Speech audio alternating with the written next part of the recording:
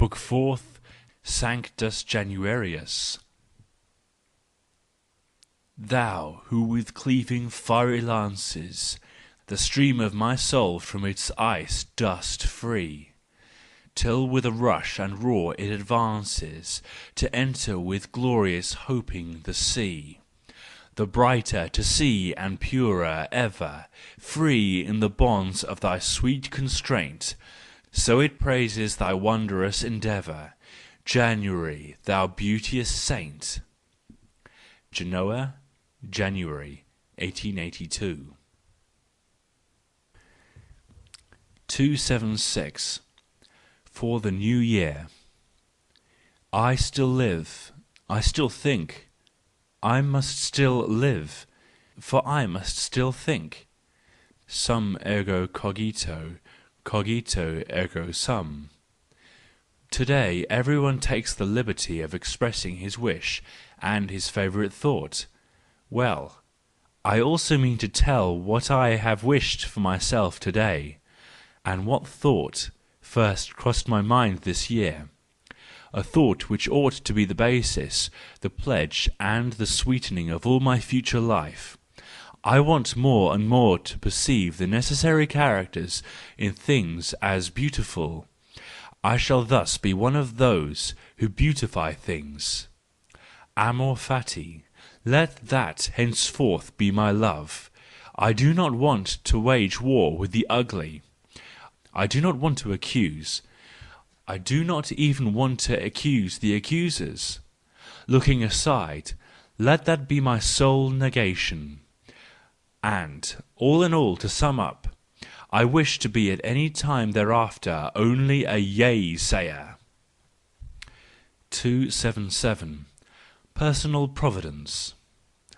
There is a certain climax in life at which, notwithstanding our freedom, and however much we may have denied all directing reason and goodness in the beautiful chaos of existence, we are once more in great danger of intellectual bondage, and have to face our hardest test.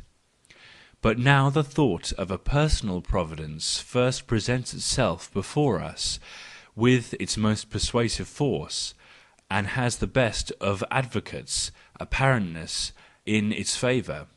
Now, when it is obvious that all and everything that happens to us always turns out for the best, the life of every day and every hour seems to be anxious for nothing else, but always to prove this proposition anew, let it be what it will, bad or good weather. The loss of a friend, a sickness, a calumny, the non-receipt of a letter, the spraining of one's foot, a glance into a shop window, a counter-argument, an opening of a book, a dream, a deception. It shows itself immediately or very soon afterwards as something, quote, not permitted to be absent, unquote. It is full of profound significance and utility precisely for us. Is there a more dangerous temptation to rid ourselves of the belief in the gods of Epicurus, those careless unknown gods, and believe in some anxious and mean divinity, who knows personally every little hair on our heads, and feels no disgust in rendering the most wretched services? Well, I mean, in spite of all this, we want to leave the gods alone, (paren), and the serviceable genii likewise, (paren), and wish to content ourselves with the assumption that our own practical and theoretical skilfulness in explaining and suitably arranging events has now reached its highest point. We do not want to think too highly of this dexterity of our wisdom, when the wondrous harmony which results from playing on our instrument sometimes surprises us too much, a harmony which sounds too well for us to dare to ascribe it to ourselves. In fact, now and then there is one who plays with us, beloved Chance. He leads our hand occasionally, and even the all-wise Providence could not devise any finer music than that of which our foolish hand is then capable. 278. The thought of death. It gives me a melancholy happiness to live in the midst of this confusion of streets, of necessities, of voices. How much enjoyment, impatience and desire, how much thirsty life and drunkenness of life comes to light here every moment! And yet it would soon be so still for all those shouting, lively, life-loving people! How everyone's shadow, his gloomy travelling companion, stands behind him! It is always as in the last moment before the departure of an emigrant ship. People have more than ever to say to one another, the hour presses, the ocean with its lonely silence waits impatiently behind all the noise, so greedily, so certain of its prey. And all suppose that the past has been nothing, or a small matter, that the near future is everything. Hence this haste, this crying, this self-deafening and self-overreaching. Everyone wants to be foremost in this future. And yet death and the stillness of death are the only things certain and common to all in this future. How strange that this sole thing that is certain and common to all exercises almost no influence on men, and that they are the furthest from regarding themselves as the brotherhood of death! It makes me happy to see that men do not want to think at all of the idea of death. I would fain do something to make the idea of life even 100 times more worthy of their attention. 279. Stellar Friendship. We are friends, and have become strangers to each other, but this is as it ought to be. We do not want either to conceal or obscure the fact, as if we had to be ashamed of it. We are two ships, each of which has its goal and its course. We may, to be sure, cross one another in our paths, and celebrate a feast together as we did before, and then the gallant ships lay quietly in one harbour and in one sunshine, so that it may have been thought they were already at their goal, and that they had one goal. But then the almighty strength of our tasks forced us apart once more into different seas and into different zones, and perhaps we shall never see one another again, or perhaps we may see one another, but know not one another again. The different seas and suns have altered us. That we had to become strangers to one another is the law to which we are subject. Just by that shall we become more sacred to one another. Just by that the thought of our former friendship become holier. There is probably some immense, indivisible curve and stellar orbit in which our courses and goals, so widely different, may be comprehended as small stages of the way. Let us raise ourselves to this thought. But our life is too short, and our power of vision too limited for us to be more than friends in the sense of that sublime possibility. And so we shall believe in our stellar friendship, though we should have to be terrestrial enemies to one another. 280. Architecture for Thinkers. An insight is needed, and that probably very soon,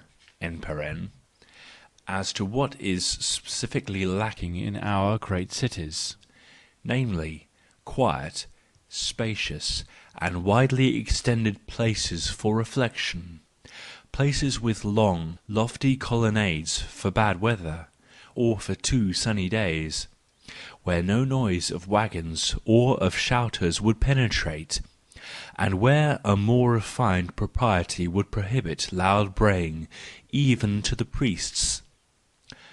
buildings and situations which, as a whole, would express the sublimity of self-communion and seclusion from the world. The time is past when the Church possessed the monopoly of reflection, when the vita contemplativa had always the first place to be the vita religiosa, and everything that the Church has built expressed this thought. I know not how we could content ourselves with their structures, even if they were so divested of their ecclesiastical purposes. These structures speak a far too pathetic and too biased speech.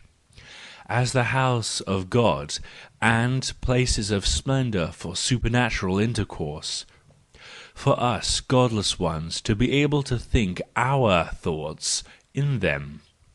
We want to have ourselves translated into stone and plant. We want to go for a walk in ourselves when we wander in these halls and gardens. 281. Knowing how to find the end. Masters of the first rank are recognized by knowing in a perfect manner how to find the end, in the whole as well as in the part, be it the end of a melody or of a thought, be it the fifth act of a tragedy or of a state affair. The masters of a second degree always become restless towards the end, and seldom dip down into the sea with a proud, quiet equilibrium as, for example, the mountain ridge at Portofino, where the Bay of Genoa sings its melody to an end. 282. The Gate. There are mannerisms of the intellect by which even great minds betray that they originate from the populace, or from the semi-populace. It is principally the gait and steps of their thoughts which betray them. They cannot walk. It is thus that even Napoleon, to his profound chagrin, could not walk "legitimately," and in a princely fashion on occasions when it was necessary to do so properly, as in great coronation processions, or on similar occasions. Even there he was always just the leader of the column, proud and brusque at the same time, and very self-conscious of it all. It is somewhat laughable to see those writers who make the folding of robes of their periods rustle around them. They want to cover their feet. 283. Pioneers. I greet all the signs indicating that a more manly and warlike age is commencing, which will, above all, bring heroism again into honour. For it has to prepare the way for a yet higher age, and gather the force which the latter will one day require, the age which will carry heroism into knowledge and wage war for the sake of ideas and consequences. For that end many brave pioneers are now needed, who, however, cannot originate out of nothing, and just as little out of the sand and slime of present-day civilization, and the culture of great cities. Men silent, solitary and resolute, who know how to be contented and persistent in invisible activity. Men who with innate disposition seek all things that which is to be overcome in them. Men to whom cheerfulness, patience, simplicity, and contempt for the great vanities belong just as much as do magnanimity in victory and indulgence to the trivial vanities of all the vanquished. Men with an acute and independent judgment regarding all victors, and concerning the part which chance has played in the winning of victory and fame. Men with their own holidays, their own work days, and their own periods of mourning, accustomed to command with perfect assurance, and equally ready, if need be, to obey, proud in the one case as in the other, equally serving their own interests, men more imperilled, more productive, more happy. For believe me, the secret of realizing the largest productivity and the greatest enjoyment of existence is to live in danger. Build your cities on the slopes of Vesuvius, send your ships into unexplored seas, live in war with your equals and be yourselves. Be robbers and spoilers, ye knowing ones, as long as ye cannot be rulers and possessors. The time will soon pass when you can be satisfied to live like timorous deer concealed in the forests. Knowledge will finally stretch out her hand for that which belongs to her. She means to rule and possess, and you with her.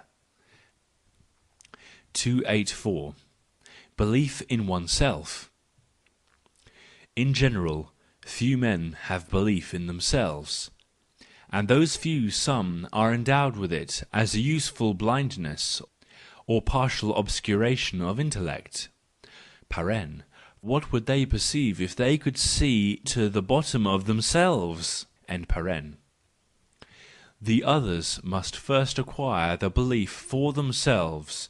Everything good, clever or great that they do is first of all an argument against the sceptic that dwells in them.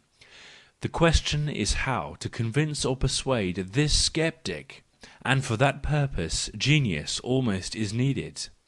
They are singly dissatisfied with themselves. 285. Excelsior.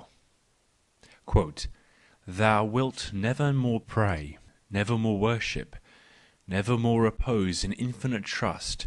Thou refusest to stand still and dismiss thy thoughts before an ultimate wisdom, an ultimate virtue, an ultimate power. Thou hast no constant guardian and friend in thy seven solitudes. Thou livest without the outlook on a mountain that has snow on its head and fire in its heart. There is no longer any requiter for thee, nor any amender with his finishing touch. There is no longer any reason in which that which happens, or any love in that which will happen to thee. There is no longer any resting place for thy weary heart, where it has only to find and no longer to seek. Thou art opposed to any kind of ultimate peace.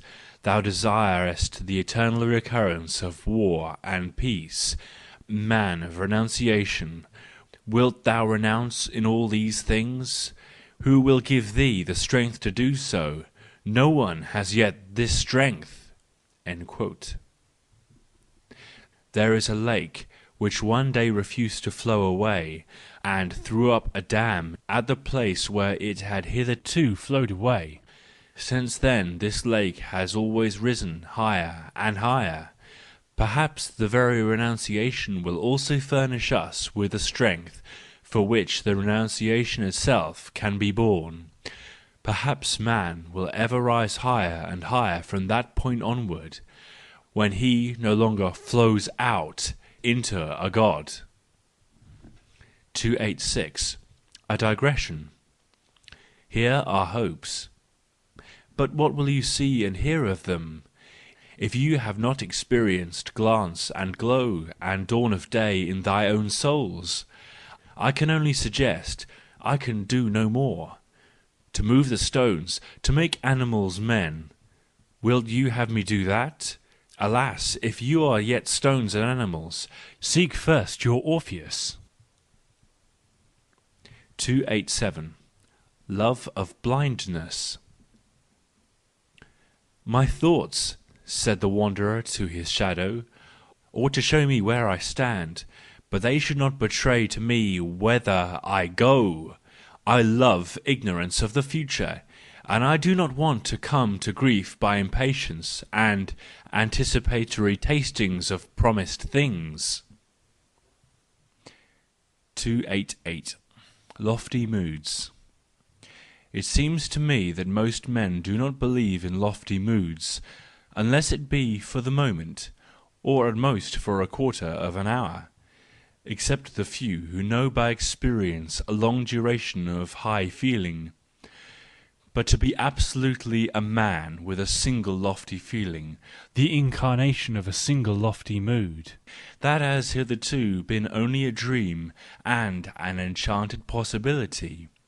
History does not give us any untrustworthy example of it.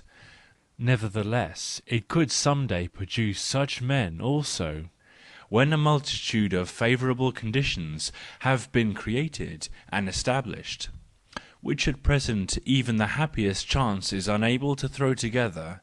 Perhaps that very state which has hitherto entered into our soul as an exception, felt with horror now and then, may be the usual condition of those future souls, a continuous movement between high and low, and the feeling of high and low, the constant state of mounting as on steps, and at the same time reposing as on clouds.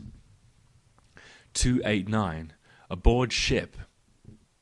When one considers how a full philosophical justification of his mode of living and thinking operates on every individual, namely, as a warming, blessing, and fructifying sun, especially shining on him, how it makes him independent of praise and blame, self-sufficient, rich, and generous in bestowing of happiness and kindness, how it unceasingly transforms the evil into good, and brings all the energies into bloom and maturity, and altogether hinders the growth of the greater and lesser weeds of chagrin and discontent.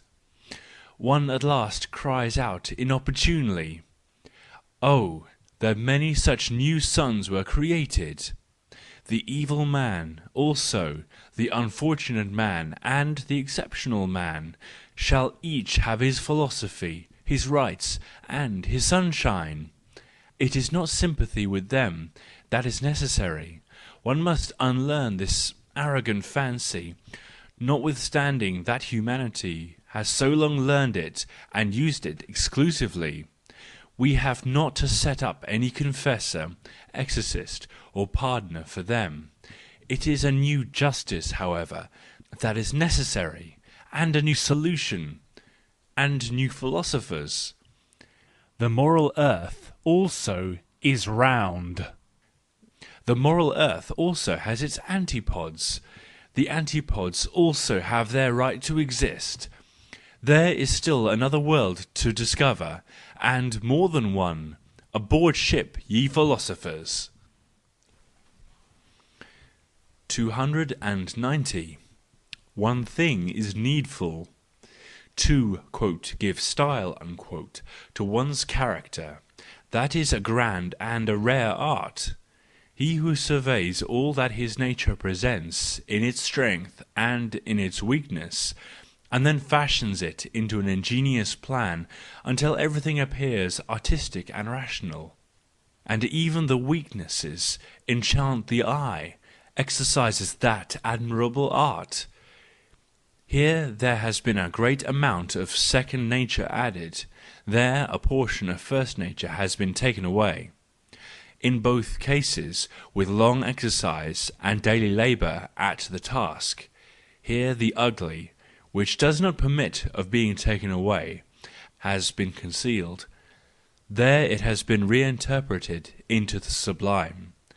Much of the vague, which refuses to take form, has been reserved and utilised for the perspectives. It is meant to give a hint of the remotest and immeasurable. In the end, when the work has been completed, it is revealed how it was the constraint of the same taste that organised and fashioned it in whole and in part. Whether the taste was good or bad is of less importance than one thinks. It is sufficient that it was a taste. It will be the strong imperious natures which experience their most refined joy in such constraint. In such confinement and perfection under their own law, the passion of their violent volition lessens at the sight of all disciplined nature, all conquered and ministering nature. Even when they have palaces to build and gardens to lay out, it is not to their taste to allow nature to be free. It is the reverse with weak characters who have not power over themselves and hate the restriction of style. They feel that if this repugnant constraint were laid upon them, they would necessarily become vulgarised under it. They become slaves as soon as they serve. They hate service. Such intellects, they may be intellects of the first rank, are always concerned with fashioning and interpreting themselves and surroundings as free nature, wild, arbitrary, fantastic, confused and surprising.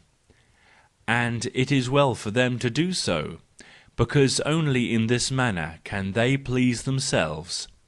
For one thing is needful, namely, that man should attain to satisfaction with himself, be it but through this or that fable or artifice. It is only then that man's aspect is at all endurable. He who is dissatisfied with himself is ever ready to avenge himself on that account. We others will be his victims, if only in having always to endure his ugly aspect. For the aspect of the ugly makes one mean and sad. 291. Genoa. I have looked upon the city, its villas and pleasure grounds, and the wide circuit of its inhabited heights and slopes for a considerable time.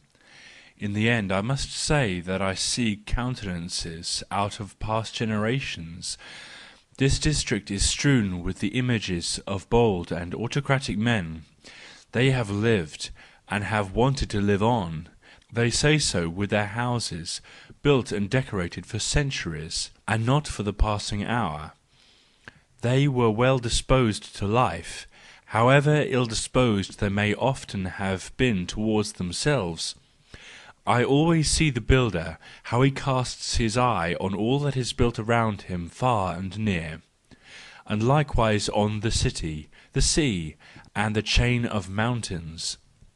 How he expressed power and conquest with his gaze, all this he wished to fit into his plan, and in the end make it his property, by its becoming a portion of the same. The whole district is overgrown with this superb, insatiable egotism for the desire to possess and exploit, and these men when abroad recognise no frontiers, and in their thirst for the new placed a new world beside the old. So also at home everything rose up against everyone else, and devised some mode of expressing his superiority, and of placing between himself and his neighbour his personal illimitableness. Every one won for himself his home once more by overpowering it with his architectural thoughts, and by transforming it into a delightful sight for his race. When we consider the modes of building cities in the north, the law and the general delight in legality and obedience imposed upon us, we thereby divine the propensity to equality and submission which must have ruled in those builders. Here, however, on turning every corner you find a man by himself who knows the sea, knows adventure, and knows the Orient, a man who is averse to law and to neighbour, as if it bored him to have to do with them, a man who scans all that is already old and established with envious glances. With a wonderful craftiness of fantasy he would like, at least in thought, to establish this anew, to lay his hand upon it and introduce his meaning into it, if only for the passing hour of a sunny afternoon, when for once his insatiable and melancholy soul feels satiety, and when only what is his own and nothing strange may show itself to his eye. 292. To the Preachers of Morality. I do not mean to moralise, but to those who do, I would give this advice. If you mean ultimately to deprive the best things and the best conditions of all honour and worth, continue to speak of them in the same way as heretofore. Put them at the head of your morality, and speak from morning till night of the happiness of virtue, of repose of the soul, of righteousness, and of reward and punishment in the nature of things. According as you go on in this manner, all these good things will finally acquire a popularity and a street cry for themselves. But then all gold on them will also be worn off, and more besides, all the gold in them will have changed into lead.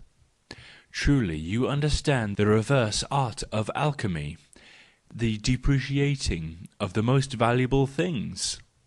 Try for once another recipe. In order not to realise as hitherto the opposite of what you mean to attain, deny those good things, withdraw from them the applause of the populace and discourage spreading of them, make them once more the concealed chastity of solitary souls, and say, morality is something forbidden. Perhaps you will thus win over for those things the sort of men who are only of any account. I mean the heroic. But then there must be something formidable in them, and not as hitherto something disgusting. Might one not be inclined to say at present with reference to morality what Master Eckhart says, I pray to God to deliver me from God. 293. Our atmosphere. We know it well, in him who only casts a glance now and then at science, as when taking a walk, in the manner of women, and alas, also many artists, the strictness in its service, its inexorability, in small matters as well as in great, the rapacity in weighing, judging and condemning, producing something of a feeling of giddiness and fright. It is especially terrifying to him that the hardest is here demanded, that the best is done without the reward of praise or distinction. It is rather as among soldiers, almost nothing but blame and sharp reprimand is heard. For doing well prevails here as the rule, doing ill as the exception. The rule, however, has here, as everywhere, a silent tongue. It is the same with this "severity of science" as with the manners and politeness of the best society. It frightens the uninitiated. He, however, who is accustomed to it, does not like to live anywhere but in this clear, transparent, powerful, and highly electrified atmosphere, this manly atmosphere. Anywhere else it is not pure and airy enough for him. He suspects that there his best art would neither be properly advantageous to anyone else, nor a delight to himself, that through misunderstandings half his life would slip through his fingers, that much foresight, much concealment and reticence would constantly be necessary. Nothing but great and useless losses of power. In this keen and clear element, however, he has his entire power. Here he can fly. Why should he again go down to these muddy waters, where he has to swim and wade and soil his wings? No, there it is too hard for us to live. We cannot help it that we are born for the atmosphere, the pure atmosphere, we rivals of the ray of light. And that we should like best to ride it on the atoms of ether, not away from the sun, but towards the sun. That, however, we cannot do. So we want to do the only thing that is in our power, namely to bring light to the earth. We want to be, quote, the light of the earth, unquote. And for that purpose we have our wings and our swiftness and our severity. On that account we are manly and even terrible like the fire. Let those fear us who do not know how to warm and brighten themselves by our influence. 294. Against the disparages of nature. They are disagreeable to me, those men in whom every natural inclination forthwith becomes a disease, something disfiguring or even disgraceful. They have seduced us to the opinion that the inclinations and impulses of men are evil. They are the cause of our great injustice to our own nature and to all nature. There are enough of men who may yield to their impulses gracefully and carelessly, but they do not do so for fear of that imaginary quote, evil thing unquote, in nature. That is the cause why there is so little nobility to be found among men, the inclination of which will always be to have no fear of oneself, to expect nothing disgraceful from oneself, to fly without hesitation whithersoever we are impelled, we free-born birds. Wherever we come, there will always be freedom and sunshine around us. 295. Short-lived habits. I love short-lived habits, and regard them as an invaluable means for getting a knowledge of many things and various conditions, to the very bottom of their sweetness and bitterness. My nature is altogether arranged for short-lived habits, even in the needs of its bodily health, and in general, as far as I can see, from the lowest up to the highest matters. I always think that this will at last satisfy me permanently. The short-lived habit has also the characteristic belief of passion, and belief in everlasting duration. I am to be envied for having found it and recognised it, and then it nourishes me at noon and at eve, and spreads a profound satisfaction around me and in me, so that I have no longing for anything else, not needing to compare or despise or hate. But one day the habit has had its time, the good thing separates from me, not as something which then inspires disgust in me, but peaceably, and as though satisfied with me, as I am with it. As if we had to be mutually thankful, and thus shook hands for farewell.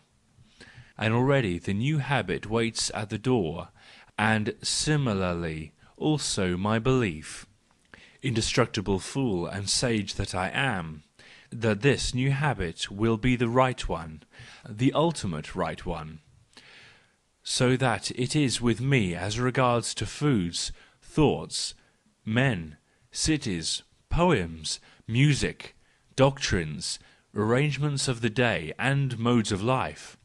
On the other hand, I hate permanent habits, and feel as if a tyranny had come into my neighbourhood, as if my life's breath condensed. When events take such a form that permanent habits seem necessary to grow out of them, for example, through an official position, through constant companion with the same persons, through a settled abode, or a uniform state of health. Indeed, from the bottom of my soul I am gratefully disposed to all my misery and sickness, and to whatever is imperfect in me, because such things leave me 100 back doors through which I can escape from permanent habits. The most unendurable thing, to be sure, the really terrible thing would be life without habits, a life which continually required improvisation. That would be my banishment and my Siberia. 296. A fixed reputation. A fixed reputation was formerly a matter of the very greatest utility, and wherever society continues to be ruled by the herd instinct, it is still the most suitable for every individual to give to his character and business the appearance of unalterableness, even when they are not so in reality. Quote, "One can rely on him, he remains the same." Unquote. That is the praise which has most significance in all dangerous conditions of society. Society feels with satisfaction that it has a reliable tool ready at all times in the virtue of this one, in the ambition of that one, and in the reflection and passion of a third one. It honours this tool-like nature, this self-constancy, this unchangeableness in opinions, efforts, and even in faults, with the highest honours. Such a valuation, which prevails and has prevailed everywhere simultaneously with the morality of custom, educates "characters" and brings all changing, relearning and self-transformation into disrepute. Be the advantage of this mode of thinking ever so great otherwise, it is in any case the mode of judging which is the most injurious to knowledge. For precisely the goodwill of the knowing one ever to declare himself unhesitatingly as opposed to his former opinions, and in general to be distrustful of all that wants to be fixed in him, is here condemned and brought into disrepute. The disposition of the thinker as incompatible with a "fixed reputation" is regarded as dishonourable, while the petrification of opinions has all the honour to itself. We have at present still to live under the interdict of such rules. How difficult it is to live here when one feels that the judgment of many millenniums is around one and against one. It is probable that for many millenniums knowledge was affected with a bad conscience, and there must have been much self-contempt and secret misery in the history of the greatest intellects. 297. Ability to contradict. Everyone knows at present that the ability to endure contradiction is a high indication of culture. Some people even know that the higher man courts opposition, and provokes it, so as to get a cue to his hitherto unknown partiality.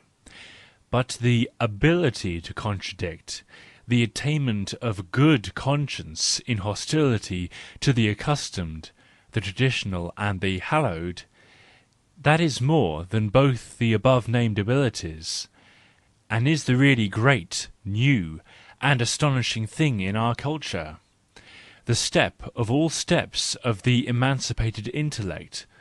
Who knows that? 298. A sigh. I caught this notion on the way, and rapidly took the readiest poor words to hold it fast, so that it might not again fly away.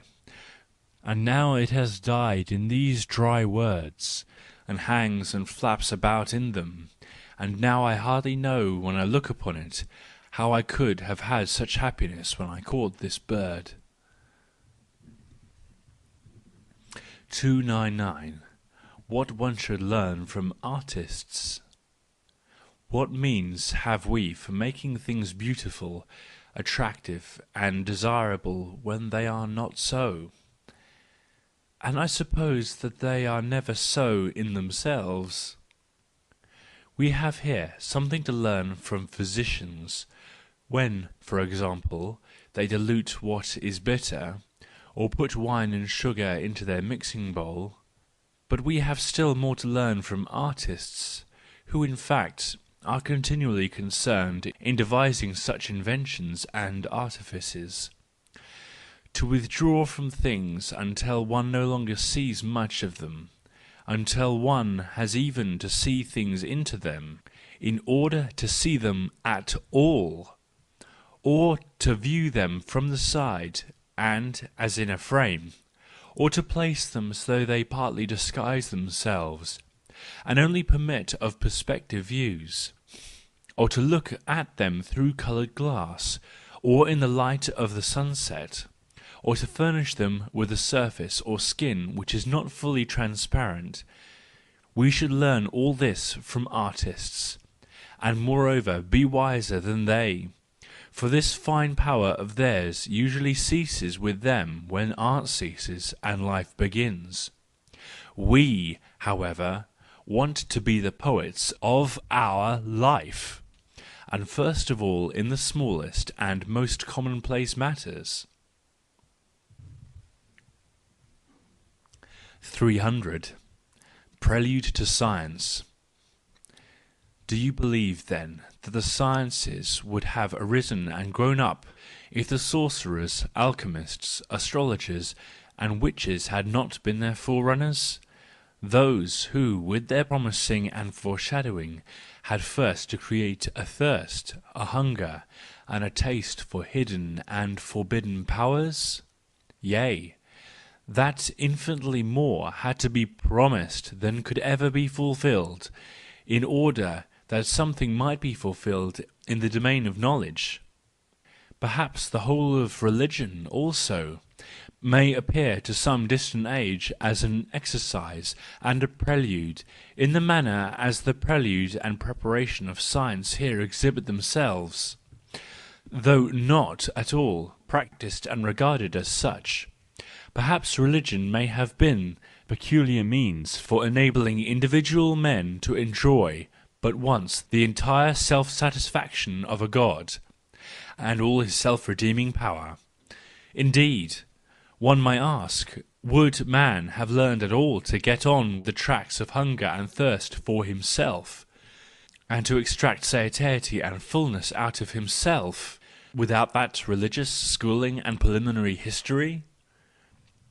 Had Prometheus first had to fancy that he had stolen the light, and he did penance for the theft, in order finally to discover that he had created the light, in that he had longed for the light, and that not only man but also God had been the work of his hand and the clay of his hands, all mere creations of the Creator?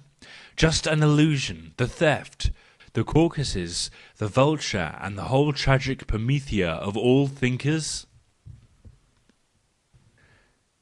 301. Illusion of the Contemplative. Higher men are distinguished from lower by seeing and hearing immensely more, and in a thoughtful manner. And it is precisely this that distinguishes men from the animal, and the higher animal from the lower. The world always becomes fuller for him who grows up to the full stature of humanity.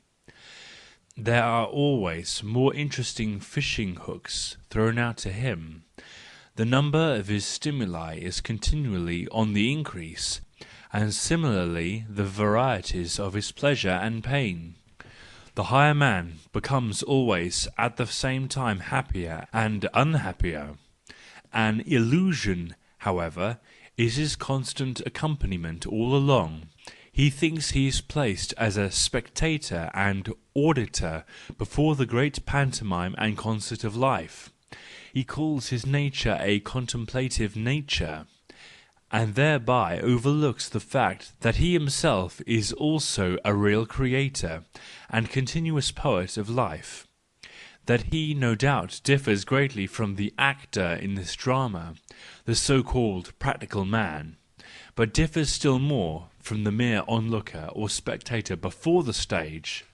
There is a certain vis contemplativa and re-examination of his work peculiar to him as poet, but at the same time, and first and foremost, he has the vis creativa which the practical man or doer lacks, whatever appearance and current belief may say to the contrary. It is we who think and feel, that actually and unceasingly make something which does not yet exist.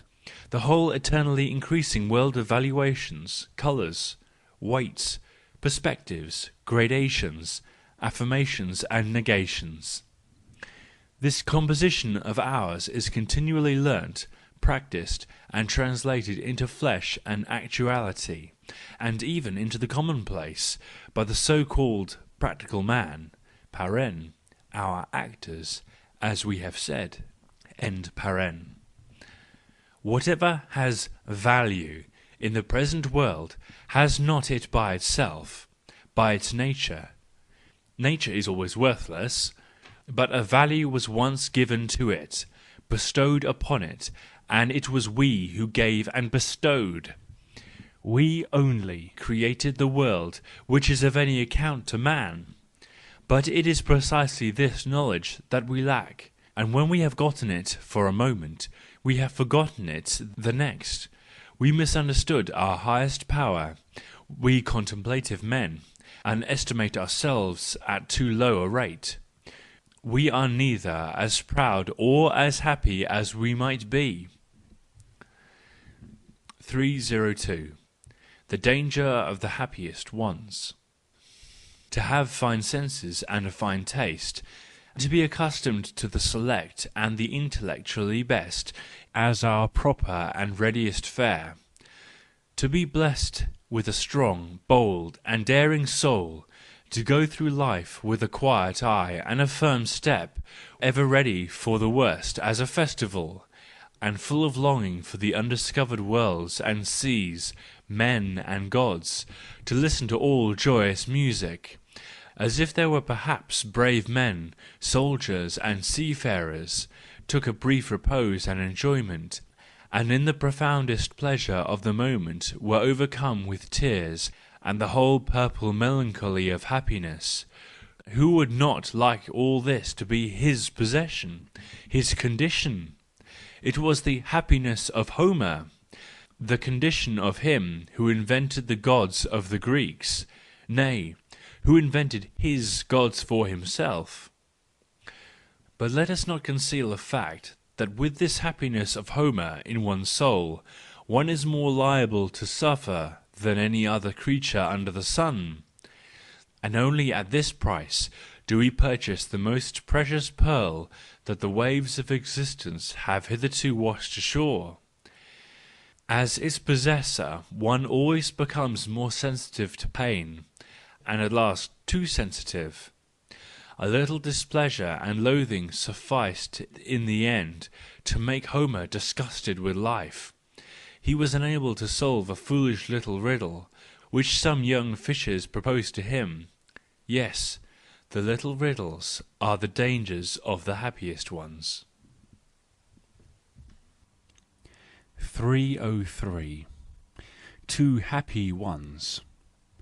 Certainly this man, notwithstanding his youth, understands the improvisations of life, and astonishes even the acutest observers.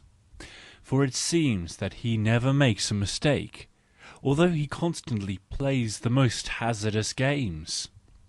One is reminded of the improvising masters of the musical art, to whom even the listeners would fain ascribe a divine infallibility of the hand, notwithstanding that they now and then make a mistake, as every mortal is liable to do.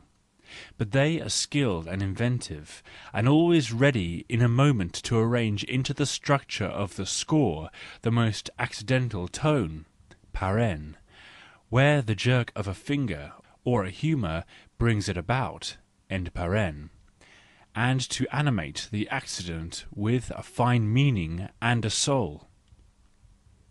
Here is quite a different man. Everything that he intends and plans fails with him in the long run. That on which he has now and again set his heart has already brought him several times to the abyss, and to the very verge of ruin. And if he has not yet got out of the scrape, it certainly has not been merely with a "black eye." Do you think he is unhappy over it? He resolved long ago not to regard his own wishes and plans as of so much importance. If this does not succeed with me, he says to himself, perhaps that will succeed, and, on the whole, I do not know but that I am under more obligation to thank my failures than any of my successes. Am I made to be headstrong and to wear the bull's horns? That which constitutes the worth and the sum of life for me lies somewhere else. I know more of life because I have been so often on the point of losing it, and on that account I have more of life than any of you. 304. In doing we leave undone. In the main, all those moral systems are distasteful to me which say, quote, "Do not do this, renounce, overcome thyself." End quote.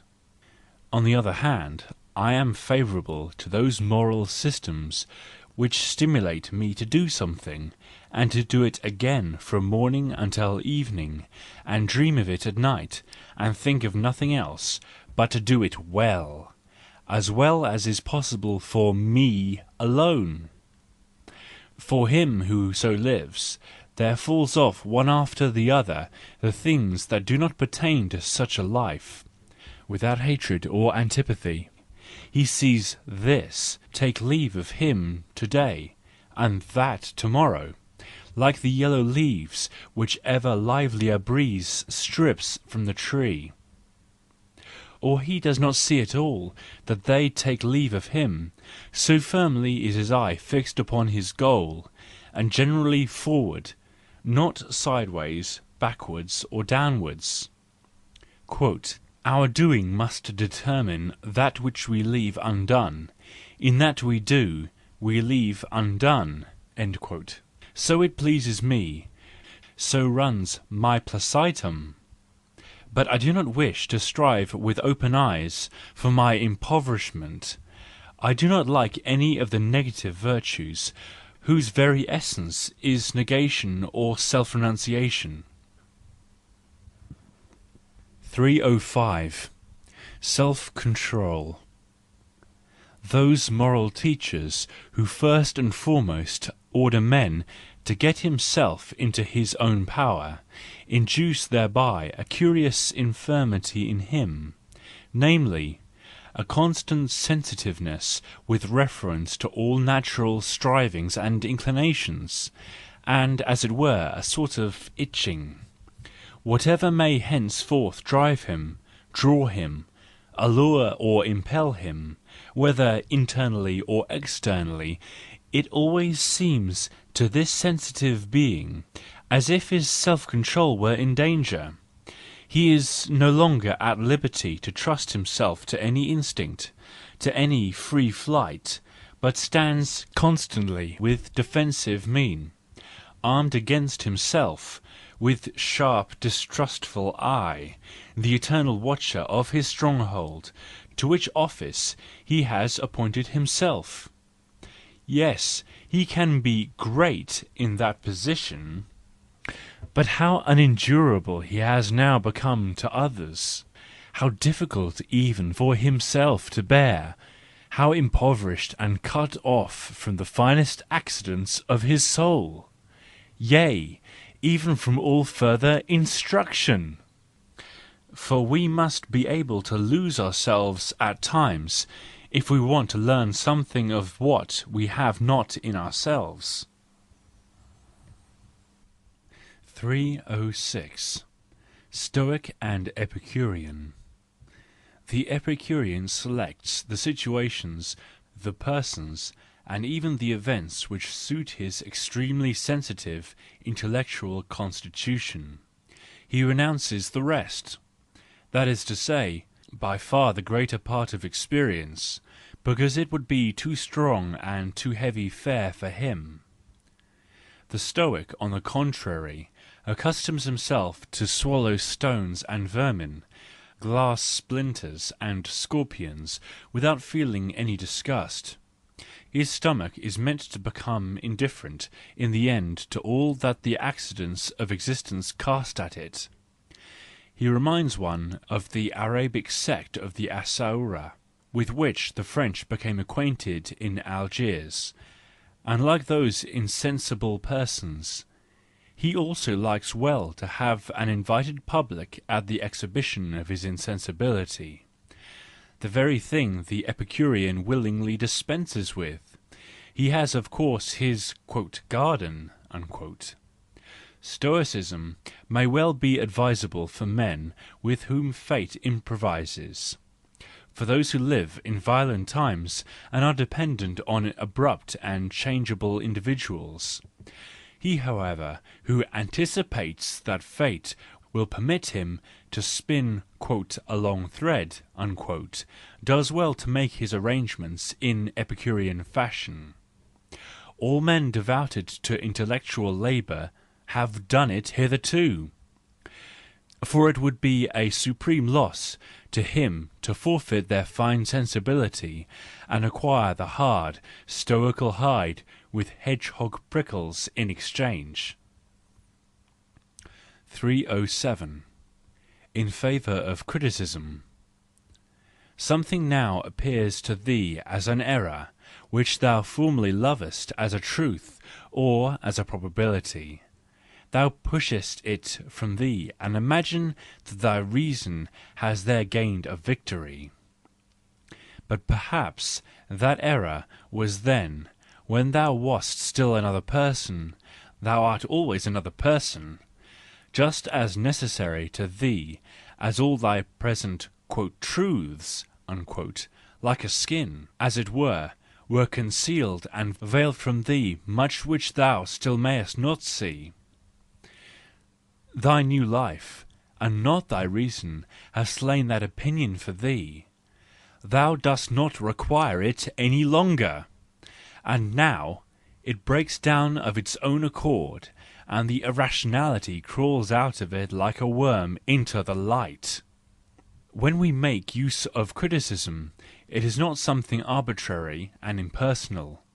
It is, at least very often, a proof that there are livelier, active forces in us which cast a skin.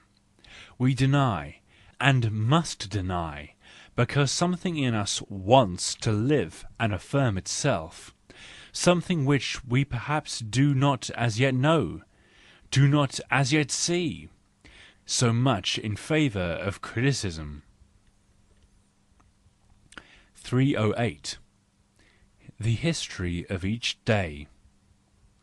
What is it that constitutes the history of each day for thee?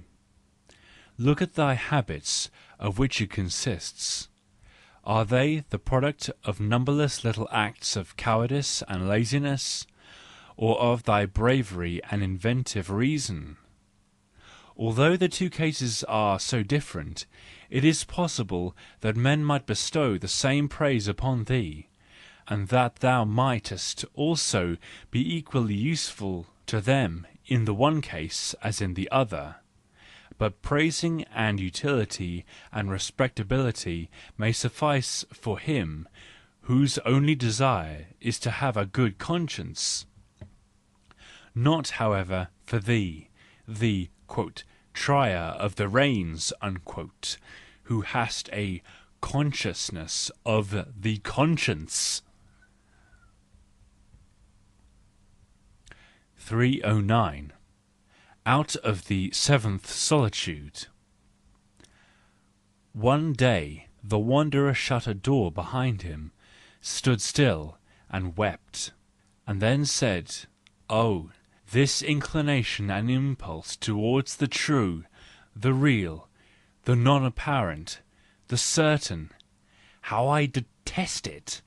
Why does this gloomy, passionate taskmaster follow just me? I should like to rest, but it does not permit me to do so. Are there not a host of things seducing me to tarry? Everywhere there are gardens of Amida for me, and therefore there will be always fresh separations and fresh bitterness of heart. I set my foot forwards, my weary wounded foot, because I feel I must do this. I often cast grim glances back at the most beautiful things which could not detain me, because they could not detain me. 310. Will and wave. How eagerly this wave comes hither, as if it were a question of its reaching something! How it creeps with frightful haste into the inmost corners of the rocky cliff! It seems that it wants to forestall someone. It seems that something is concealed there that has value, high value. And now it retreats somewhat more slowly, still quite white with excitement. Is it disappointed? Has it found what it sought? Does it merely pretend to be disappointed? But already another wave approaches, still more eagerly and wild than the first, and its soul also seems to be full of secrets and of longing for treasure-seeking. Thus live the waves. Thus live we who exercise will. I do not say more. But what? Ye distrust me? Ye are angry at me, ye beautiful monsters. Do ye fear that I will quite betray your secret? Well, just be angry with me. Raise your green, dangerous bodies as high as ye can. Make a wall between me and the sun, as a present. Verily, there is now nothing more left of the world save green twilight and green lightning flashes. Do as ye will, ye wanton creatures, roar with delight and wickedness, or dive under again, pour your emeralds down into the depths, and cast your endless white tresses of foam and spray over them. It is all the same to me, for all is so well with you, and I am so pleased with you for it all. How could I betray you? For, take this to heart, I know you and your secret, I know your race. You and I are indeed of one race. You and I have indeed one secret. 311. Broken lights. We are not always brave, and when we are weary, people of our stamp are liable to lament occasionally in this wise, quote, "It is so hard to cause pain to men. Oh, that it should be necessary! What good is it to live concealed, when we do not want to keep ourselves that which causes vexation?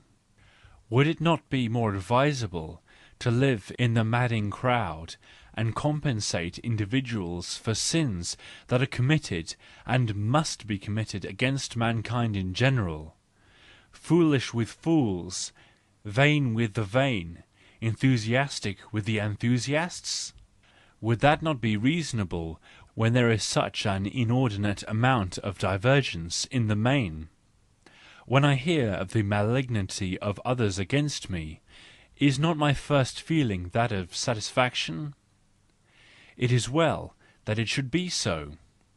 I seem to myself to say to them, I am so little in harmony with you, and have so much truth on my side. See henceforth that ye be merry at my expense as often as ye can. Here are my defects and mistakes. Here are my illusions, my bad taste, my confusion, my tears, my vanity, my owlish concealment, my contradictions. Here you have something to laugh at. Laugh then, and enjoy yourselves. I am not adverse to the law and nature of things, which is that defects and errors should give pleasure. To be sure, there were once more glorious times, when as soon as any one got an idea, however moderately new it might be, he would think himself so indispensable as to go out into the street with it and call to everybody, "Behold, the kingdom of heaven is at hand." I should not miss myself if I were a-wanting. We are none of us indispensable. As we have said, however, we do not think thus when we are brave. we do not think about it at all. 312. My dog. I have given a name to my suffering, and I call it, quote, dog, unquote. It is just as faithful, just as inopportune and shameless, just as entertaining, just as wise as any other dog. I can domineer over it, I can vent my bad humour over it, as others do with their dogs, servants, and wives. End of Book 4th, Sanctus Januarius, Part 1. 313. No picture of a martyr. I will take my cue from Raphael, and not paint any more martyr pictures. There are enough of sublime things, without being it necessary to seek sublimity where it is linked with cruelty. Moreover, my ambition was not to be gratified in the least if I aspire to be a sublime executioner. 314. New domestic animals. I want to have my lion and my eagle about me, that I may always have hints and premonitions concerning the amount of my strength or weakness. Must I look down on them today and be afraid of them? And will the hour come once more when they will look up to me and tremble? 315. The last hour. Storms are my danger. Shall I have my storm, in which I shall perish, just as Oliver Cromwell perished in his storm? Or shall I go out as a light does, not first blown out by the wind, but grown tired and weary of itself, a burnt-out light? Or finally, shall I blow myself out, so as not to burn out? 316. Prophetic men. Ye cannot divine how sorely prophetic men suffer. Ye think only that a fine quote, gift unquote, has been given to them, and would fain have it yourselves. But I will express my meaning by a simile. How much may not the animal suffer from the electricity of the atmosphere and the clouds? Some of them, as we see, have a prophetic faculty with regard to weather. For example, the apes, as one can observe very well even in Europe, and not only in menageries, but at Gibraltar, But it never occurs to us that it is their sufferings that are their profits. When strong positive electricity, under the influence of an approaching cloud not at all visible, is suddenly converted into negative electricity, and the alteration of the weather is imminent, these animals then behave as if an enemy were approaching them, and prepare for defence or flight. They generally hide themselves. They do not think of the bad weather as weather, but as an enemy whose hand they already feel. 317. Retrospect.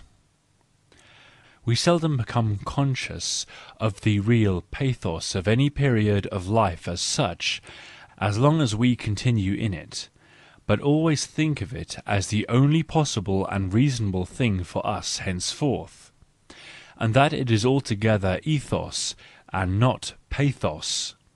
To speak and distinguish like the Greeks. Footnote: the distinction between ethos and pathos in Aristotle is, broadly, that between internal character and external circumstance. PVC. End footnote. A few notes of music today recalled a winter and a house, and a life of utter solitude to my mind, and at the same time the sentiments in which I then lived. I thought I should be able to live in such a state always, but now I understand that it was entirely pathos and passion, something comparable to this painfully bold and truly comforting music. It is not one's lot to have these sensations for years, still less eternities. Otherwise one would become too "ethereal" for this planet. 318. Wisdom in Pain. In pain there is as much wisdom as in pleasure. Like the latter, it is one of the best self-preservatives of a species. Were it not so, pain would long ago have been done away with. That it is hurtful is no argument against it, for to be hurtful is its very essence. In pain I hear the commanding call of the ship's captain, "Take in sail!" Man, the bold seafarer, must have learned to set his sails in 1,000 different ways, otherwise he could not have sailed long, for the ocean would have soon swallowed him up. We must also know how to live with reduced energy. As soon as pain gives its precautionary signal, it is time to reduce speed, some great danger, some storm is approaching, and we do well to "catch" as little wind as possible. It is true that there are men who, on the approach of severe pain, hear the very opposite call of command, and never appear more proud, more martial, or more happy than when the storm is brewing. Indeed, pain itself provides them with their supreme moments. These are the heroic men, the great pain-bringers of mankind, those few and rare ones who need just the same apology as pain generally, and verily it should not be denied them. They are forces of the greatest importance for preserving and advancing the species, were it only because they are opposed to the smug ease, and do not conceal their disgust at this kind of happiness. 319. As interpreters of our experiences. One form of honesty has always been lacking among founders of religions and their kin.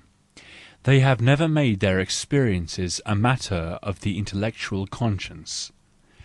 What did I really experience? What then took place in me and around me? Was my understanding clear enough? Was my will directly opposed to all deception of the senses, and courageous in its defence against fantastic notions? None of them ever asked these questions, nor to this day do any of the good religious people ask them. They have rather a thirst for things which are contrary to reason, and they do not want to have too much difficulty in satisfying this thirst. So they experience "miracles" and "regenerations" and hear the voices of angels. But we who are different, who are thirsty for reason, want to look as carefully into our experiences as in the case of a scientific experiment, hour by hour, day by day. We ourselves want to be our own experiments, and our own subjects of experiment. 320. On meeting again. A. Do I quite understand you? Are you in search of something?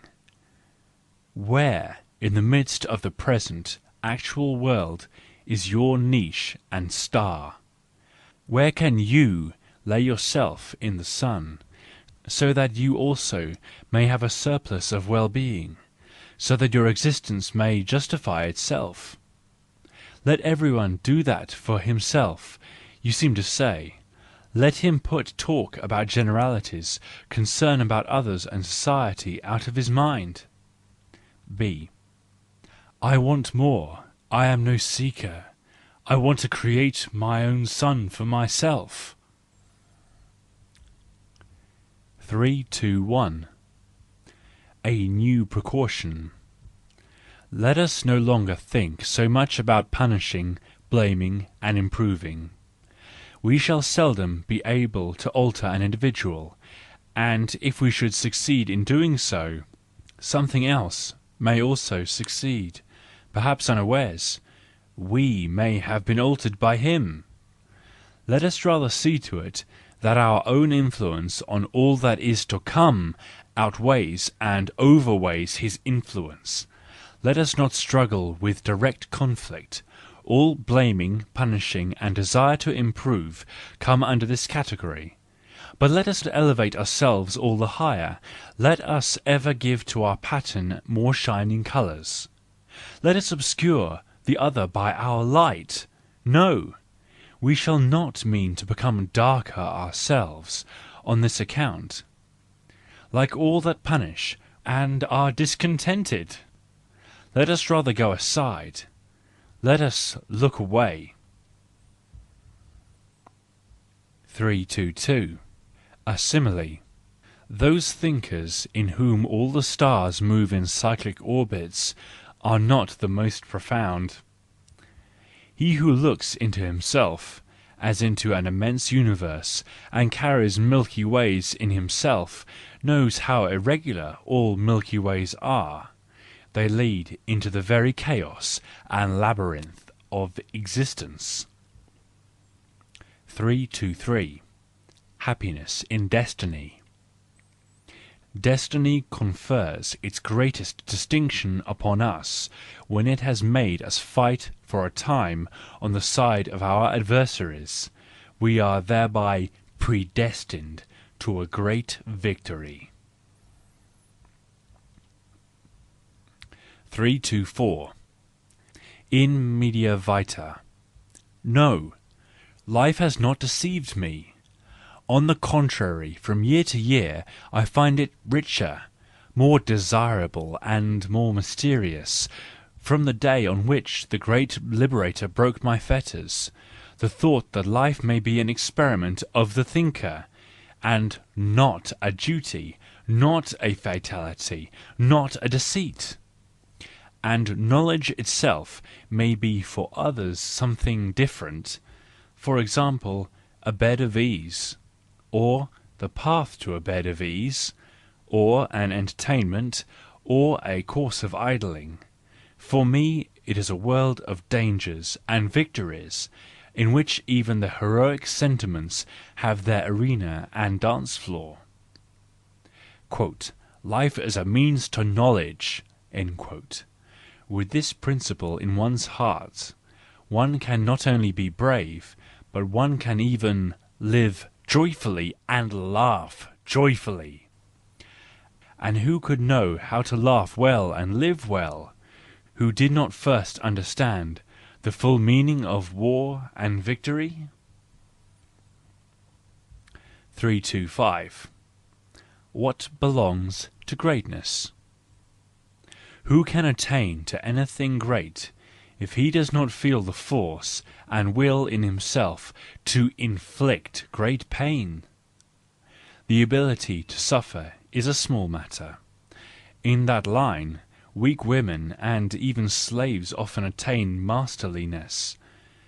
But not to perish from internal distress and doubt when one inflicts great anguish and hears the cry of this anguish, that is great.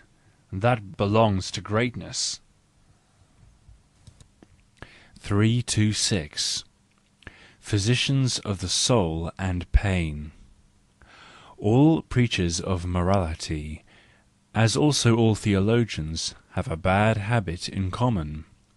All of them try to persuade man that he is very ill, and that a severe, final, radical cure is necessary. And because mankind as a whole has for centuries listened too eagerly to those teachers, something of the superstition that the human race is in a very bad way has actually come over men, so that they are now far too ready to sigh. They find nothing more in life, and make melancholy faces at each other, as if life were indeed very hard to endure. In truth, they are inordinately assured of their life and in love with it, and full of untold intrigues and subtleties for suppressing everything disagreeable, and for extracting the thorn from pain and misfortune. It seems to me that people always speak with exaggeration about pain and misfortune, as if it were a matter of good behaviour to exaggerate here.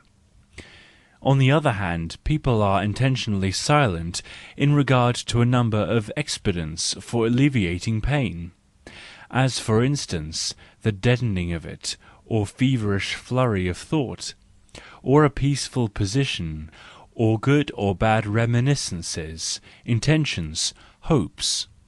Also many kinds of pride and fellow feeling which have almost the effect of anaesthetics. While in the greatest degree of pain, fainting takes place of itself. We understand very well how to pour sweetness on our bitterness, especially on the bitterness of our soul.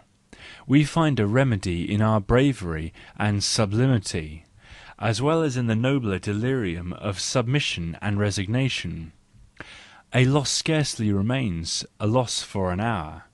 In some way or other a gift from heaven has always fallen into our lap at the same moment, a new form of strength, for example, be it but a new opportunity for the exercise of strength. What have the preachers of morality not dreamt concerning the inner "misery" of evil men? What lies have they not told us about the misfortunes of impassioned men? Yes, lying is here the right word. They were only too well aware of the overflowing happiness of this kind of man, but they kept silent as death about it, because it was a refutation of their theory, according to which happiness only originates through the annihilation of the passions and the silencing of the will. And finally, as regards the recipe of all of those physicians of the soul and their recommendation of a severe radical cure, we may be allowed to ask: is our life really painful and burdensome enough for us to exchange it with advantage for a stoical mode of life and stoical petrification? We do not feel sufficiently miserable to have to feel ill in the stoical fashion. 327. Taking things seriously. The intellect is with most people an awkward, obscure, and creaking machine, which is difficult to set in motion. They call it "taking a thing seriously" when they work with this machine, and want to think well. Oh, how burdensome must all good thinking be to them! That delightful animal, man, seems to lose his good humour whenever he thinks well. He becomes "serious," and "where there is laughing and gaiety, thinking cannot be worth anything," so speaks the prejudice of this serious animal against all "joyful wisdom." Well then, let us show that it is prejudice. 328. Doing harm to stupidity. It is certain that the belief in the reprehensibility of egotism, preached with such stubbornness and conviction, has on the whole done harm to egotism (in favour of the herd instinct, as I have repeated 100 times), especially by depriving it of a good conscience, and bidding us to seek it in true source of all misfortune. "Thy selfishness is the bane of thy life," so rang the preaching of millenniums. It did harm, as we have said, to selfishness, and deprived it of much spirit, much cheerfulness, much ingenuity, and much beauty. It stultified and deformed and poisoned selfishness. Philosophical antiquity, on the other hand, taught that there was another principal source of evil. From Socrates downwards, the thinkers were never weary of preaching that "your thoughtlessness and stupidity, your unthinking way of life according to rule, and your subjection to the opinion of your neighbour are the reasons why you so seldom attain to happiness. We thinkers are, as thinkers, the happiest of mortals." Let us not decide here whether this preaching against stupidity was more sound than the preaching against selfishness. It is certain, however, that stupidity was thereby deprived of its good conscience. These philosophers did harm to stupidity. 329. Leisure and Idleness. There is an Indian savagery, a savagery peculiar to the Indian blood, in the manner in which the Americans strive after gold, and the breathless hurry of their work, the characteristic vice of the New World, already begins to infect old Europe, and makes it savage also, spreading over it a strange lack of intellectuality. One is now ashamed of repose. Even long reflection almost causes remorse of conscience. Thinking is done with a stopwatch, as dining is done with the eyes fixed on the financial newspaper. We live like men who are continually "afraid of letting opportunities slip." Better do anything whatever than nothing. This principle also is a noose with which all culture and all higher taste may be strangled. Just as all form obviously disappears in this hurry of workers, so the sense for form itself, the ear and the eye for the melody of movement also disappear. The proof of this is the clumsy perspicuity which is now everywhere demanded in all positions where a person would like to be sincere with his fellows, and intercourse with friends, women, relatives, children, teachers, pupils, leaders and princes. One has no longer either time or energy for ceremonies, or roundabout courtesies, for any esprit in conversation, or for any otium whatever. For life in the hunt for gaining continually compels a person to consume his intellect even to exhaustion, in constant dissimulation, overreaching or forestalling. The real virtue nowadays is to do something in a shorter time than another person, so that there are only rare hours of sincere intercourse permitted. In them, however, people are tired, and would not only like "to let themselves go," but to stretch their legs out in an awkward style. The way people write their letters nowadays is quite in keeping with the age.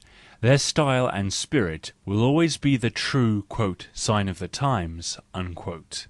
If there be still enjoyment in society and in art, it is enjoyment such as overworked slaves provide for themselves. Oh, this moderation in "joy" of our cultured and uncultured classes! Oh, this increasing suspiciousness of all enjoyment! Work is winning over more and more the good conscience to its side. The desire for enjoyment already calls itself "need for recreation," and even begins to be ashamed of itself. "One owes it to one's health," people say when they are caught at a picnic. Indeed, it might soon go so far that one could not yield to a desire for the vita contemplativa (that is to say, excursions with thoughts and friends), without self-contempt and a bad conscience. Well, formerly it was the very reverse. It was "action" that suffered from a bad conscience. A man of good family concealed his work when need compelled him to labour. A slave laboured under the weight of the feeling that he did something contemptible. The "doing" itself was something contemptible. "Only in otium and bellum there is nobility and honour," so rang the voice of ancient prejudice. 330. Applause.